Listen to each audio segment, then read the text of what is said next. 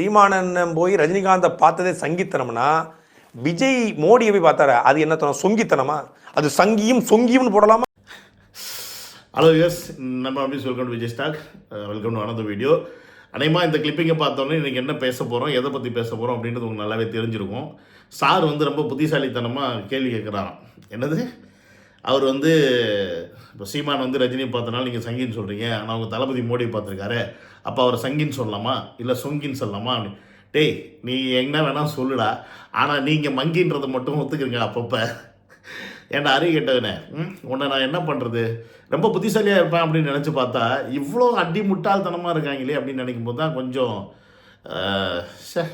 இவங்களையாடா நம்மளாம் ஒரு காலகட்டத்தில் தமிழ்நாட்டை காக்க வந்த ஒரு தலைவன் வந்துட்டான் அப்படின்லாம் மனசுக்குள்ளே நினச்சேன் அப்படின்னு நினைக்கும் போது அருவருப்பாக இருக்குது, அசிங்கமாக இருக்குது, கேவலமாக இருக்குது. ஓகே நண்பர்களே, என்னோட சேனல் நீங்கள் ஃபஸ்ட் டைம் வரையணும்னா சப்ஸ்கிரைப் பண்ணிட்டு பெல் பண்ணி ப்ரெஸ் பண்ணி ஷேர் பண்ணுங்கள். முக்கியமாக உங்களுடைய கமெண்ட் செக்ஷனில் கமெண்ட்ஸை போட்டிருக்கேன். நீங்கள் லைக் பண்ணிங்கன்னா தான் வீடியோஸ் நல்லா வியூஸ் போகும். ஸோ அதனால் முடிஞ்ச அளவுக்கு லைக்கை போட்டுருங்க, ஓகேங்களா? சரி, இந்த வீடியோக்குள்ளே போகிறதுக்கு முன்னாடி தளபதி அவர்கள் ஒரு ட்வீட் ஒன்று போட்டிருக்காரு. அதாவது பெண்களின் பாதுகாப்பை மேன்மைப்படுத்துறதுக்கு தமிழக அரசு இன்னும் கோர்ட் உத்தரவின்படி அவங்க ஒரு சஜஷன் கொடுத்துருக்காங்க. அந்த சஜஷனை ஃபாலோ பண்ணி அந்த ஸ்டெப்ஸை நீங்கள் எடுக்கணும் அப்படின்றத மிக எப்படி சொல்கிறது, கடுமையாக வலியுறுத்துகிறேன் அப்படின்னு சொல்லி ஒரு ட்வீட் போட்டிருக்காரு. ஸோ அதற்கு நம்ம தளபதி அவர்களுக்கு ஒரு வாழ்த்துக்களை தெரிவிச்சுட்டு இந்த பக்கிகளை போய் நம்ம இப்போ செய்வோம். ஓகே, அதாவது இவன் இப்போ ஃபஸ்ட்டு என்ன சொன்னேன், எஸ், நம்ம இந்த சாட்டை இல்லை சாக்கடை வாயம் இருக்கான் பாருங்க. சாக்கடை வாயம் என்ன சொன்னான், விஜய் அவர்கள் போய் மோடியை பார்த்துட்டாரு, அதனால் அவர் தான் பெரிய சங்கி அப்படின்ற மாதிரி தான் அவன் பேசுகிறான். ஆனால் இந்த நாதாரிக்கிட்ட ஒரு கேள்வி ஒன்று நான் வைக்க வேண்டியது இருக்குது. அது என்னென்னு பார்த்தீங்கன்னா, விஜய் அவர்கள் எப்போ போய் பார்த்தாரு, அதுக்கு பதில் சொல்லிட்டா பரதேசி அப்படின்னு தான் சொல்கிற மாதிரி இருக்கும். ஏன்னா விஜய் அவர்கள் சந்தித்தது பார்த்தீங்கன்னா கிட்டத்தட்ட 2016 2014 நினைக்கிறேன். அந்த காலகட்டத்தில் தான் மோடி அவர்களை விஜய் அவர்கள் பார்த்தார். 2016 காலகட்டத்தில் விஜய் அவர்கள் எந்த கட்சியுமே கிடையாது, எந்த கட்சியிலையுமே கிடையாது. அவர் விஜய் மக்கள் இயக்கம் வச்சு ஒரு ரசிகர் நற்பணி மன்றம் வச்சு அதன் மூலியமாக ஒரு சேவைகள் செஞ்சுட்டு இருந்தாரே தவிர எந்த கட்சியுமே ஆரம்பிக்கலை. ஏன் எஸ்ஏசி அவங்க அப்பா கட்சி ஆரம்பிக்கணும்னு வந்தப்பயே கட்சியில் நான் சேர உடன்பாடு இல்லை அப்படின்னு சொல்லிட்டு அவர் அவங்க அப்பா மேலே கேஸு போட்டவர். இது எல்லாருக்குமே தெரிஞ்ச விஷயந்தான். அப்படி இருக்கும்போது அவர் எந்த ஒரு கட்சியும் சாராமல் இருக்கும்போது மோடி அவர்களை விஜய் மீட் பண்ணால் அது எப்படி சங்கி கணக்கில் வரும்? சரி, இதை ஏன் அவர் மீட் பண்ணான்ற டீட்டெயில் அப்புறம் அதை பேசுவோம். ஆனால் ரஜினி அவர்களை சீமான் எப்போ போய் மீட் பண்ணியிருக்காரு, அதுதான் இங்கே கொஸ்டின். சீமான் எப்போ கட்சி ஆரம்பித்தார்? எனக்கு தெரிஞ்சு 2010 11 கட்சி ஆரம்பித்தாங்கன்னு நினைக்கிறேன். கிட்டத்தட்ட இப்போ 15 வருஷம் ஆகிப்போச்சு. அப்போ நீங்கள் 2016 கட்சி தலைவர், அதாவது நாம் தமிழர் கட்சியோட தலைவராக தான் சீமான் இருந்திருக்காப்புல. ஸோ அப்பத்துலேருந்தே நீங்கள் கட்சியை ஆரம்பிச்சிட்டிங்க. ஓகே, அந்த டயத்தில் இருந்தே நீங்கள் மிக வன்மையாக எதிர்த்த ஒரு ஆள், அரசியல் ரீதியாக ஒருத்தர் எதிர்த்தீங்க அப்படின்னா ரஜினிகாந்த். மற்றவங்களாம் கட்சி ஆரம்பிச்சிருக்காங்க, கட்சி வச்சுருக்காங்க. இப்போ உதாரணத்துக்கு டிஎம்கே எதிர்க்கிறீங்க, ஏடிஎம்கே எதிர்க்கிறீங்க, அவங்கள பற்றி பேசுகிறீங்க அப்படின்னா அவங்களாம் கட்சி வச்சுருக்காங்க, கட்சி தலைவர்களாக இருக்கிறாங்க. அவங்களோட கொள்கை கோட்பாடு, அவங்க செய்யக்கூடிய விஷயங்களை நீங்கள் எதிர்க்கிறீங்க, ஓகே. ஆனால் ரஜினி அவர்கள் அரசியலுக்குள்ளே அப்போ வரல. என்ன கேட்டால் இந்த 2016-17 காலகட்டத்தில் தான் ரஜினி அவர்கள் அரசியலுக்குள்ளே வர்றதுக்கான ஒரு முன்னெடுப்பாடை எடுக்கிறார். ஏன்னா அந்த காலகட்டத்தில் தான் நரேந்திர மோடி பார்த்திங்கன்னா ரஜினி அவர்களை மீட் பண்ணுறாரு. ஃபஸ்ட்டு ரஜினி அவர்களை மீட் பண்ணுறாரு. ரஜினி அவர்கள் மீட் பண்ணிவிட்டு விஜய் அவர்களையும் மீட் பண்ணணும்னு ஆசைப்பட்றாரு. அதுக்கு அந்த டயத்தில் விஜய் அவர்கள் ஒரு ஷூட்டிங்கில் இருந்தனால அவரால் மீட் பண்ண முடியல. அதற்கப்புறமா ஒரு சந்தர்ப்பத்தில் தான் திருப்பியும் விஜய் அவர்கள் மோடியை மீட் பண்ணுறாரு. பட் ரஜினியும் சரி விஜய் அவர்களும் சரி 2 பேருமே அது ஒரு அரசியல் ரீதியான மீட்டிங் இல்லை அப்படின்ற மாதிரி அந்த டயத்தில் ஸ்டேட்மெண்ட் கொடுத்தாலும் முழுக்க ரஜினி அவர்கள் ஒரு அரசியல் ரீதியாக தான் மோடி கூட மீட்டிங் இருந்துச்சு. பட் தளபதிக்கு அப்படி கிடையாது. இதை நல்லா பாயிண்டாக புரிஞ்சுக்கணும். ஏன்னு கேட்டிங்கன்னா 2017 காலகட்டத்தில் தான் ரஜினி அவர்கள் கட்சி ஆரம்பிக்கிறார். புரியுதுங்களா? ஒரு வெற்றிடம் இருக்குது, தமிழ்நாட்டில் வெற்றிடம் வந்துருச்சு. ஸோ இந்த வெற்றிடத்தை நிறைப்பறதுக்கு எம்ஜிஆர் மாதிரி ஒருத்தர் வேணும், எம்ஜிஆர் மாதிரி ஆட்சி கொடுக்குறது ஒருத்தர் வேணும் அப்படின்னு சொல்லிட்டு அப்போ நான் இறங்குறேன்னு சொல்லி இவர் வந்து கட்சி ஆரம்பிக்கிறார். இப்படிலாம் வந்து சிம்பிள்லாம் காமிச்சிக்கிட்டு இவர் வந்து கட்சி ஆரம்பிக்கிறார். ஓகேங்களா? ஸோ அந்த டயத்தில் சீமானுக்கு மிகப்பெரிய ஒரு தலைவலி. ஆஹா, என்னடா ரஜினி வந்துட்டார்னா நம்ம இப்போ தான் கஷ்டப்பட்டு 2 கட்சியும் எதிர்த்து பேசி வந்துக்கிட்டு இருக்கோம், கொஞ்சம் கொஞ்சமாக ஆட்களை சேர்த்துக்கிட்டு இருக்கோம், இந்த ஆள் உள்ளே வந்துட்டானா நம்மளுடைய பொழப்பு நாரி போயிருமேன்னு சொல்லிட்டு மிக வன்மையாக மிக கேவலமாக பேசின ஆள் யாருன்னு பார்த்தீங்கன்னா அது சீமான் அவர்கள். அதை கொஞ்சம் லைட்டாக பார்த்துட்டு வந்துடுவோம். மொத்தமாக வந்து வரப்பெல்லாம் சிஸ்டம் சரியில்லைன்னா இதுலேருந்து என்ன இவ்வளோ நாள் என்ன பண்ணிட்டு இருக்கீங்க? இப்போ உங்கள் சிஸ்டம் சரியில்லாமல் இருந்துச்சு, அப்போ இவ்வளோ நாள் என்ன பண்ணிட்டு இருக்கீங்க? உங்களை மாதிரி ஆளுங்க இப்படி பேசிட்டு அலையிறதுனால தான் தமிழ்நாட்டின் சிஸ்டம் இப்படி கேள்வி எடுத்து இது என்ன சிஸ்டம் சரியில்லை? ஒரு வார்த்தையில் சிஸ்டம் சரியில்லை பேசிட்டு இருக்கிறதே அரசியலா? கட்சி அரசியல் தேர்தல் அரசியல் தான் செய்யப்படுது, மக்கள் அரசியல் செய்யப்படலை. இந்த மாறுதலை கொண்டு வரது தான், அதை தான் ஐயா ரஜினிகாந்த் அவர்கள் உங்களுக்கு தெரியும் சிஸ்டம் ராங்னு ஆங்கிலத்தில் சொன்னாங்க.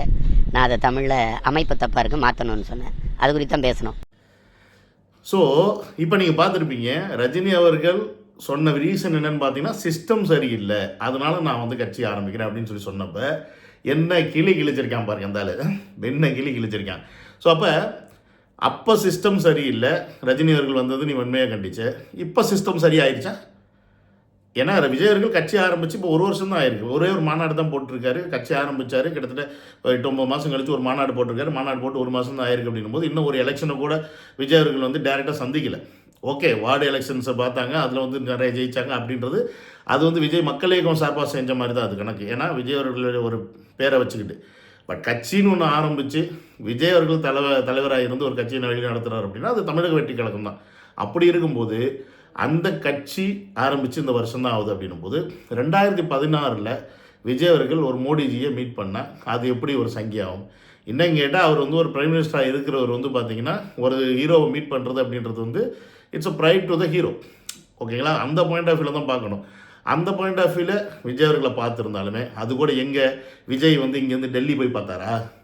ஏண்டா பரதேசி, விஜய் இங்கே அவர் கோயம்புத்தூரில் ஒரு ஷூட்டிங்கில் இருக்கும்போது அவர் ஒரு இடத்துல தங்கிட்டு இருக்கும்போது அந்த இடத்துல போய் பார்த்தார். ஓகே, அது கூட நார்மலாக ஒரு விசிட் தான். அரசியல் பற்றி அவங்க பேசியிருக்கலாம். பட் இருந்தாலும் மோடி அவர்கள் பார்த்ததுக்கான ரீசன் என்னென்னா அதான் நான் சொன்ன மாதிரி ரஜினி அவர்கள் கட்சி ஆரம்பிக்கக்கூடிய காலத்தினால இங்கே இருக்க இளைஞர்களை வந்து நிறைய பேர் விஜய் அவர்களை ஃபாலோ பண்ணுறதுனால விஜயை மீட் பண்ணால் அந்த இளைஞர்களும் பிஜேபிக்கு சப்போர்ட் பண்ணுவாங்கன்ற அந்த எண்ணத்தில் அவர் பார்த்தது. ஆனால் இவர் அந்த பாயிண்ட் ஆஃப் வியூவில் பார்க்கல. ஏன்னா இவங்களுடைய அரசாங்கம் எப்படி இருக்க போகுது அப்படின்றத இவரும் வந்து எதிர்பார்த்தார். ஏன்னா அந்த டைம் தான் மோடி வந்து ஜெயிச்சு வந்த காலகட்டங்கள் அப்படின்னும் போது தான் பார்க்குறாரு. ஸோ டிமானிட்டைசேஷன் இந்த மாதிரி விஷயங்கள்லாம் அப்போ தான் இம்ப்ளிமெண்ட் ஆகிட்டு வருது. ஸோ இவங்களுடைய ஆட்சியில் ஜிஎஸ்டின்ற ஒரு விஷயம் போடும்போது அந்த விஷயத்தை எதிர்த்து தன்னுடைய படத்தில் பேசுனது தான் விஜய் அவர்கள். அது 2017 கிட்டத்தட்ட மோடியெலாம் மீட் பண்ணதுக்கப்புறம். ஸோ ஆனால் நீங்கள் என்ன பண்ணீங்கன்னா அதுக்கு ஆப்போசிட்டாக ரஜினி அவர்கள் வரும்போது ரஜினியை மட்டும் இல்லாமல் ஒட்டுமொத்த குடும்பத்தையும் பேசிவிட்டு அதுக்கப்புறம் பார்த்தீங்கன்னா இன்றைக்கி ரஜினி அவருக்கு காலில் போய் விழுவுறீங்க. சரி, அதுவாது தனியாக போயிருந்தா கூட பரவாயில்ல, ஆர்எஸ்எஸோட முத்திரை கூத்துற ரவீந்திர துரைசாமியை கூட்டிகிட்டு போறியே விளங்குமா? ஏற்கனவே அந்த ஆளும் தமிழறிவு மணியனும் தான் ரஜினிகிட்ட போனாங்க. ரஜினி கட்சியே வேண்டான்னு சொல்லிட்டு காகிதத்தோட கிழிச்சு போட்டு போயிட்டாப்புல. இப்போ அந்த ரவீந்திர துரைசாமி கூப்பிட்டான்னு சொல்லிட்டு நீ போய் அங்கே பார்த்துட்டு இங்கே வந்து என்ன சொல்கிற? சிஸ்டம் வந்து ஆமாம் அவர் அன்றைக்கி சரியில்லைன்னு சொன்னார். இன்னமும் வந்து பார்த்திங்கன்னா இது வந்து ஒரு தேர்தல் எப்படி சொல்கிறது, தேர்தல் அரசியலாக இருக்க வழியா மக்களுக்கான அரசியலாக இல்லை அப்படின்னு சொல்லி சீமான் சொல்கிறார். மக்களுக்கான அரசியலை மக்கள் தேர்ந்தெடுக்கிற தேர்தல் அரசியல். இதில் சீமானுக்கு எங்கே கொஞ்சம் பிரச்சனை அதான் எனக்கு புரியல. ஏன்னு கேட்டிங்கன்னா ஓட்டு போட்டு தான் நம்ம ஒருத்தரை தேர்ந்தெடுக்கிறோம். அது பிடிக்கலையோ ஆனால் தேர்ந்தெடுக்கிறோம்.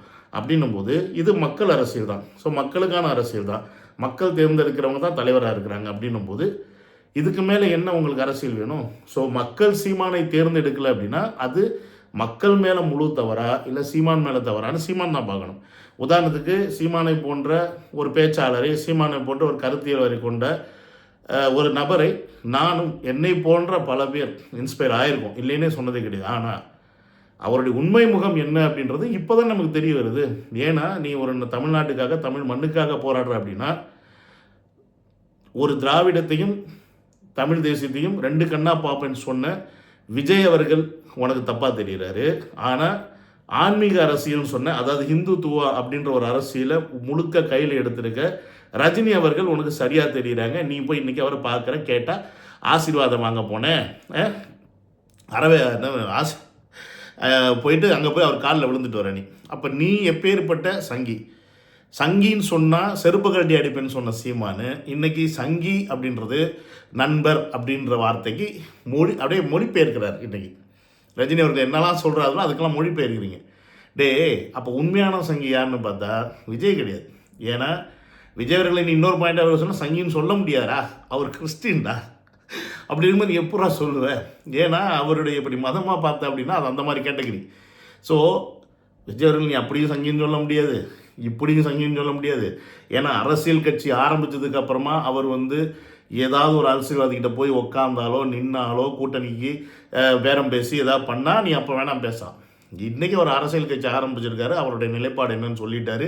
இதுதான் என்னுடைய அரசியல், இப்படி தான் இருக்க போகுதுன்னு சொல்லிட்டாரு. இதில் பிடிச்சவங்க வாங்க, பிடிக்கலையா பிரச்சனை கிடையாது, நான் தனியாக பார்த்துக்கிறேன் அப்படின்றது தான் தளபதியுடைய கோட்பாடு. அந்த கோட்பாட்டில் இருக்கிற ஒருத்தர் கூட சீமானை போய் கம்பேர் பண்ணுறியடா சாக்கடவாயா? சங்கி அப்படின்னா அதுக்கு முழு முழு முழு ஒரு உதாரணமாக இப்போ பார்க்கப்படுது தமிழ்நாட்டில் அப்படின்னா அது நாம் தமிழர் சீமானை தான். இதை நீங்கள் ஒத்துக்கிட்டாலும் ஒத்துக்கலைனாலும் அதுதான் உண்மை. இந்த மாதிரி உண்மையை நீங்கள் மறைச்சிட்டு இருந்த இத்தனை வருஷ காலகட்டத்தை நாங்கள் ஏமாந்துக்கிட்டு இருந்தோம். அந்த ஏமாற்றத்தை போக்குறதுக்கும் எங்களுடைய கண்ணை திறப்பதற்கும் வந்தவர் தான் தளபதி. அவர் திறந்தனால என்னை போன்ற பல பேர் இன்று நாம் தமிழரின் உண்மையான முகத்தை கண்டறிந்து அப்படியே கூடாரமாக தாவினே இருக்கிறாங்க. So sad. See you on another video. Love you all. Take care. Bye-bye.